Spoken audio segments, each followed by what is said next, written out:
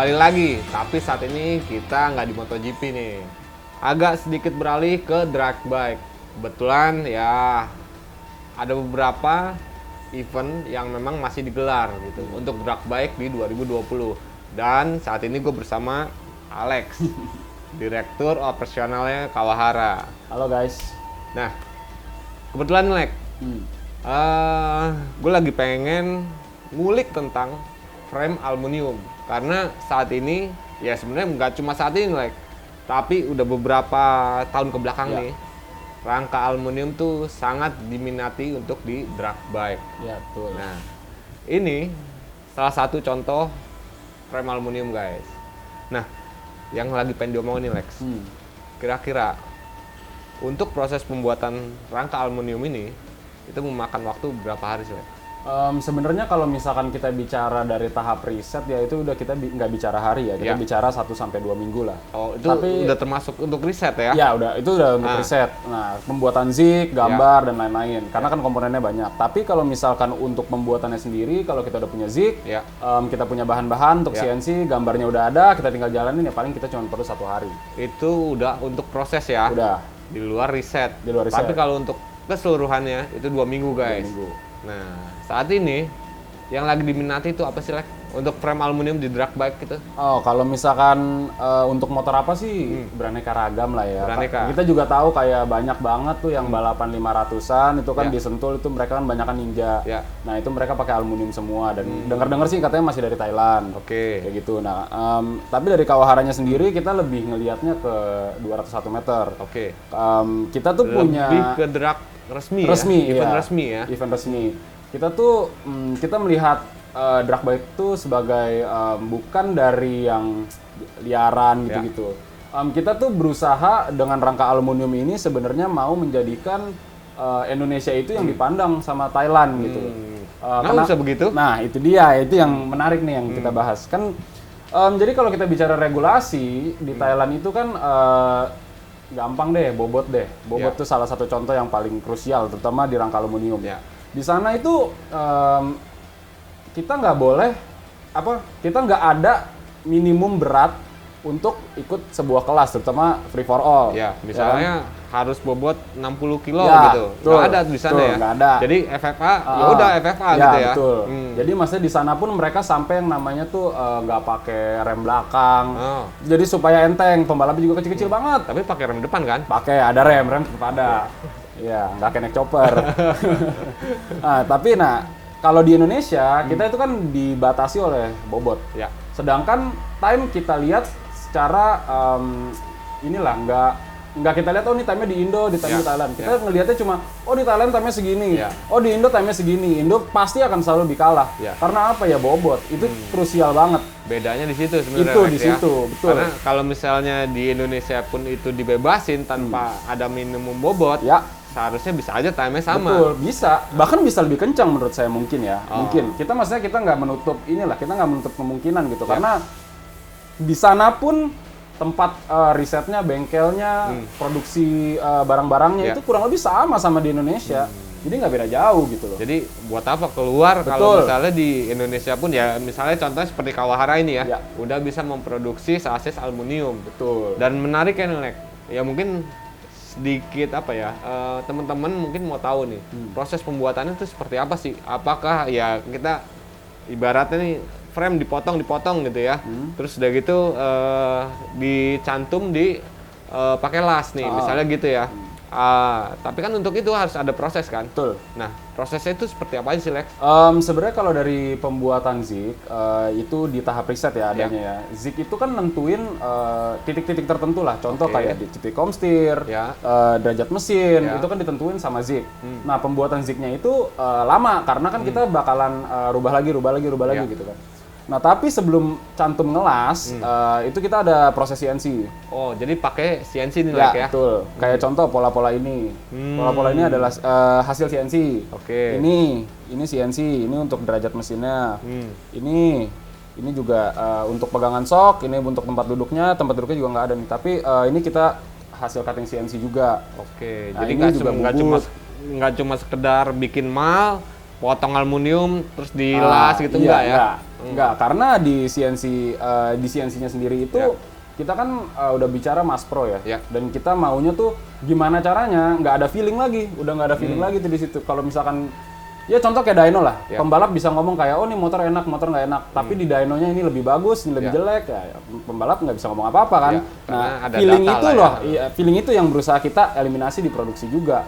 Kalau misalkan A ya A, Ya. gitu loh, nggak ada lagi tuh yang model begini nggak ada. Nah, Lex, tadi Alex sebutin kira-kira bagian apa terpenting dalam rangka yang melalui tahap proses CNC? Kalau dari aku sih kayaknya sih ini ya, pegangan mesin. Pegangan mesin. Karena banyak banget di tahun 2019 menengah ke akhir tuh. Itu kan kita lagi gencar-gencarnya waktu itu kan. Ya. Kita mulai sebelum akhirnya pandemi di 2020 Ya. jadi balapan dikit gitu kan.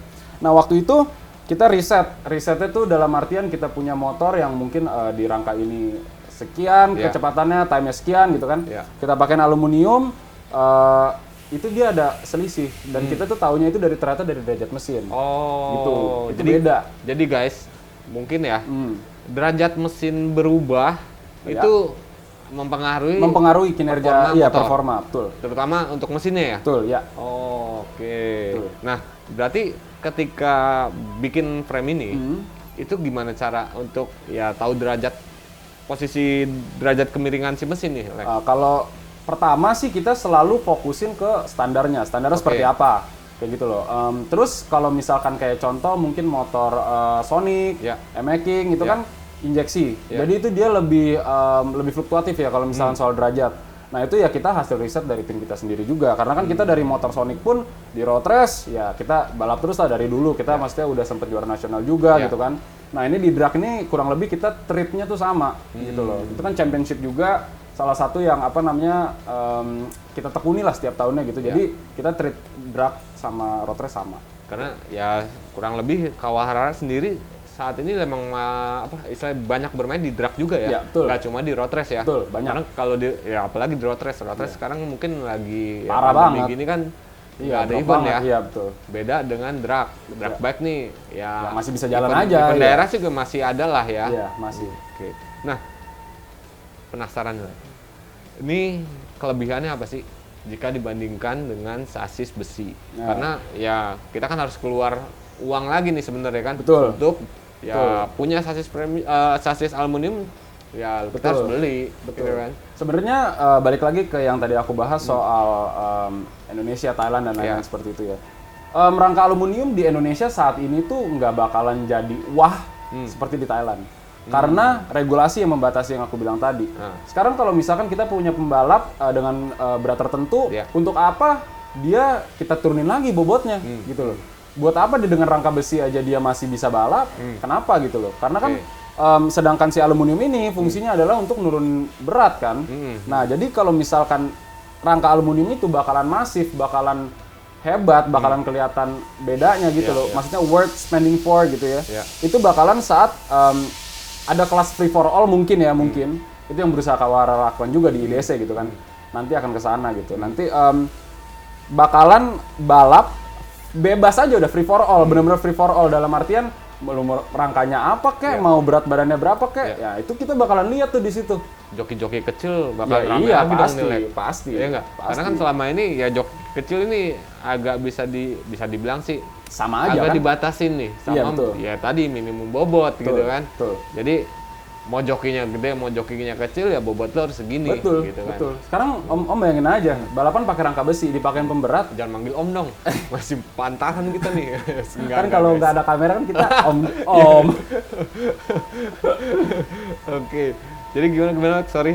Iya, jadi yang tadi aku bilang itu soal kayak sekarang balapan pakai rangka besi, itu Ya. aja masih banyak pembalap kecil-kecil tuh yang dipakein pemberat, Ya. pakein apa tuh namanya supaya bobotnya pas apa Ya. segala gitu kan. Itu kan sebenarnya selain membahayakan pembalap ya, kalau dia jatuh apa segala kita nggak tahu di jalan kan. Jadi ya menurut aku itu benar-benar merugikan lah gitu loh. Nah, kalau mungkin ya, apakah karena ini gini, ini proses pembuatannya seperti apa sih, Lek? Yang ya kita juga pengen tahu nih, Lek. Kira-kira yang tadi Alex bilang harus di istilahnya apa? Di mall dulu ya. ya. Di mall dulu. Nah, setelah di mall itu untuk CNC-nya gimana? Kalau Apakah misalkan ada program khusus apa kayak gimana? enggak, kalau sebenarnya kan kalau misalkan dari rangka itu kan kita harus punya dasar derajat mesin itu sendiri. Ya. Standarnya seperti apa? Ya. Lalu kita bakalan adjust dong ke apa namanya kalau misalkan rangka-rangka drag kan mereka ceper dan lain-lain.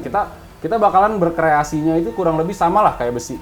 Sebenarnya kurang lebih sama di tahap awal ya. Ya. Tahap awal sama. Kita pun masih pakai karton, kita nyetak ini seperti apa, maksudnya bentuknya kayak gimana, ini bakalan derajatnya pegangannya kemana, itu kita masih pakai karton dan maksudnya itu cara yang menurut aku sih paling efektif Om ya. Maksudnya karena kita langsung lihat gitu loh. Jadi cara lama lah gitu kayak gitulah. Tapi kita mulai pakai teknologinya itu saat kita udah cutting di CNC dan kita udah jadi gitu kan, udah apa namanya, udah kelar riset nih, udah beres nih, kita mau produksi nih, ya kan. Kalau misalkan nanti kapasitas produksi kita itu pasti jauh lebih baik daripada besi, karena gitu. Lebih presisi ya? Betul, karena nanti akan sampai di titik yang dimana zik udah fix, gambar udah fix, gambar itu kita cetak lagi, kita print, gak bakalan ada bedanya. Tukang las tuh cuma itu udah beres. Ya nanti kalau misalkan kita udah sediain semua komponennya kayak di mesin, ya kayak di rangka ini banyak banget kan komponennya kan. Tukang las aku nanti cuman sedikit ya, kita ngoceh lah pasti. Oke, tapi berarti untuk ke CNC dia harus masuk program dulu ya? Betul, programming, gambar, programming. Setelah itu baru masuk ke mesin CNC, ya kayak yang di belakang kita nih ya? Iya. Ini mesin CNC-nya lah gitu. Kalau untuk lasnya lagi nggak ada di sini. Oke, siap. Nah, kalau dari sisi bobot nih Lex, kira-kira dibandingin, ini sasisnya apa nih Lex? Ini punya M-Making. M-Making nih ya. Emang mungkin M-Making lagi rame ya? Iya, betul. Di drag bike ya? Ya, aku sih risetnya M-Making ya. Oh, oke. Kalau bicara tentang bobot, tadi seperti apa tuh Lex? Ya kalau kita bicara tentang kelebihannya aluminium ini, bandingin besi. Ya, jadi kalau kita ngomongin soal bobot ya udah jelas lebih ringan. Pasti. Itu pasti lebih ringan. Ini berapa kilo? Ini kan tadi mungkin sekitar 4 kiloan ya. Sekitar 4 kilo. Untuk rangka doang ya, rangka doang loh. Belum termasuk swing arm atau termasuk swing arm yang lainnya ya. Oke. Nah, ketika pembalap pakai frame ini nih, kelebihannya apa sih? Oke, jadi sebenarnya kita bisa lihat tuh dari dua sisi Om sebenarnya. Kalau menurut aku sih gini, aku sih lebih pro ke sini ya. Maksudnya regulasi di Indonesia itu bakalan menghalangi perkembangan drag bike terutama karena aluminium ini adalah salah satu cara untuk drag bike supaya lebih maju lagi di Indonesia gitu kan. Karena dengan adanya rangka aluminium ini, kita nggak ngehadang potensi dari mekanik dan pembalap sendiri gitu kan. Kayak Om lihat juga di Thailand itu orang semua selalu ngomongin soal Thailand. Orang semua ngomongin drag itu ya Thailand gitu. Seolah-olah seperti itu gitu kan. Nah itu yang mau kita rubah dengan rangka aluminium ini. Kenapa? Karena rangka aluminium ini bakalan ngurangin bobot pembalap. Bobot itu bukan bobot pembalap tapi bobot keseluruhan ya? Iya, keseluruhan. Saat balap gitu. Nah, dengan adanya regulasi seperti harus 115 kilo, harus 120 kilo. Otomatis motor ini yang akan ada di motor dengan rangka aluminium ini potensinya nggak 100% Om. Gitu. Berarti gini, mungkin nih ya. Pembalap yang istilahnya ya kalau kita bicara tentang joki-joki kecil ya mungkin mereka diuntungkan dengan bobot yang kecil ya. Dengan regulasi dengan regulasi dengan ada pembatasan ngomongin ada pembatasan tadi misalnya 115 gitu kan. Ya dengan joki yang badannya kecil otomatis bobot joki plus motor itu bisa mendekati batas minimum. Ya tadi yang 115 ya kan. Misalnya tadi bobot joki anggaplah ya misalnya 60 kilo gitu kan. Nah sementara bobotnya motor 50 kilo berarti kan kurang lebih ya mendekati batas minimal lah ya kan. Nah sementara dengan bobot rem aluminium yang ini lebih ringan ya kan cuma 4 kilo atau 5 kilo gitu kan. Joki-joki yang badannya besar nih misalnya kayak gue gitu ya ya seenggaknya bisa ikut mendekati batas minimum bobot dengan frame yang lebih ringan kali. Iya betul. Itu sisi yang lainnya Om. Maksud aku gini, kalau yang satunya itu justru joki-joki kecil itu memang sangat diuntungkan dengan adanya regulasi yang aku bilang. dengan nggak adanya minimum bobot, otomatis pembalap yang lebih enteng akan lebih laku, ya kan? Dan pembalap-pembalap yang besar itu ya otomatis nggak ada nggak ada potensinya gitu. Iya. Tapi kalau kita lihat dari segi besarnya gitu, drag bike, kita lihat besarnya. Dengan kayak begitu, potensi pembalap di Indonesia juga mekanik di Indonesia pasti akan lebih dilirik. Dan aku sih maunya gitu ya, visi aku gitu ke depannya. Itu Thailand itu yang ngelihat kita gitu. Bukan kita yang ngelihat Thailand. Karena kita punya potensi yang sama gitu. Bahkan mungkin potensi kita lebih besar gitu. Memang di sana ya kalau kita bicara soal sirkuit drag apa segala ya di sana adalah. Tapi kalau dari rangka aluminium ini bakalan jadi satu jalan yang bikin Indonesia itu lebih ini lagi pasti. Apalagi untuk nyari ya tadi nih, untuk nyari rangka aluminium ini nggak perlu lagi ke luar negeri ataupun beli dari luar negeri. Di Indonesia udah ada yang bisa bikin, guys. Iya nggak? Ya. Dan ini juga aku nambahin lagi nih ya. Kalau misalkan ya anggap regulasinya nggak berubah, anggap regulasinya akan selalu seperti ini gitu ya. Ini akan memudahkan tim-tim untuk ikut di event organizer yang berbeda.